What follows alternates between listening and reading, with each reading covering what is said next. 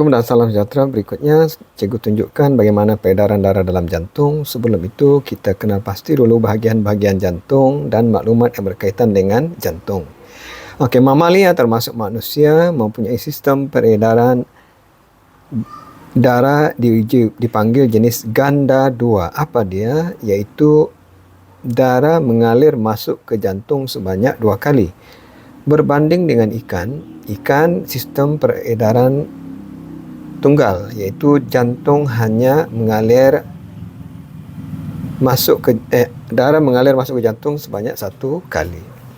Okey, apa kelebihan dan apa kekurangan kalau sistem peredaran darah tunggal jantung ikan tu dipasang ke kita, mati kita kekurangan oksigen. Kenapa? Kerana sistem itu tak cekap. Okey, sistem paling cekap ialah ini. Ganda 2 lengkap. Kalau tak lengkap ni amfibia, reptilia. Tapi haiwan-haiwan itu tak ada masalah sebab saiz badannya kecil, maka keperluan tenaganya kecil, maka keperluan oksigennya juga kurang. Untuk mamalia memerlukan sistem yang begini, sistem peredaran ganda 2 lengkap dengan jantung yang 4 bilik. Okey, seperti yang kita tahu di sini sebelah kanan. Okey, auricle kanan, ventricle kanan. Ventricle kiri, auricle kiri. Okey, apa yang berlaku sebenarnya ialah darah tak beroksigen masuk ke jantung melalui vena cava. Okey, seterusnya melalui injap tricuspid. Maknanya auricle kanan itu mengecut. Jadi darah dipam ke bawah. Seterusnya, ventricle kanan mengecut, maka darah ditolak naik ke atas melalui injap sabit ke arteri pulmonari. Okey, ini dan dibawa ke peparu untuk dibuang karbon dioksida dan diisi oksigen.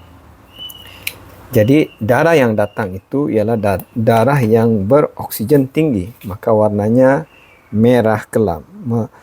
Memasuki jantung melalui vena pulmonari, seterusnya melalui injap bicuspid dan masuk ke ventricle kiri. Ventricle kiri ini paling tebal ototnya sebab menolak darah ke seluruh badan melalui aorta. Okey. Jadi dari segi tekanan darah, tekanan yang paling tinggi ialah di aorta. Ini pangkal pam. Sebab darah akan bergerak ke seluruh badan. Maknanya pam ini perlu kuat. Okey, seterusnya tekanan darah yang paling rendah sudah tentulah dari vena cava. Dari vena cava, kenapa? Darah itu sudah melalui rintangan kapilari darah, organ, tisu, dan akhirnya pergerakannya sangat perlahan dan masuk dari vena cava. Itu sebabnya ventricle kanan perlu pam untuk tolak darah tu ke peparu. Kalau mengharapkan tekanan dari vena, darah tu tak akan naik ke peparu. Itu sebabnya ini dipanggil arteri pulmonari. Arteri. Walaupun kandungannya kurang oksigen, tapi salur darahnya tebal. Kenapa? Sebab dipam. Ini walaupun darah ini datang dari mempunyai banyak oksigen, datang dari peparu, tapi salur darahnya nipis. Kenapa? Sebab tekanan rendah, sebab darah sudah melalui kapilari darah dan rintangan yang tinggi di dalam peparu dan masuk ke sini. Dan darah ini, tekanan darahnya sangat lemah, iaitu tidak boleh terus dipam ke seluruh badan. Kena dipam kali kedua oleh ventricle kiri untuk naik ke aorta dan seterusnya ke seluruh bahagian badan.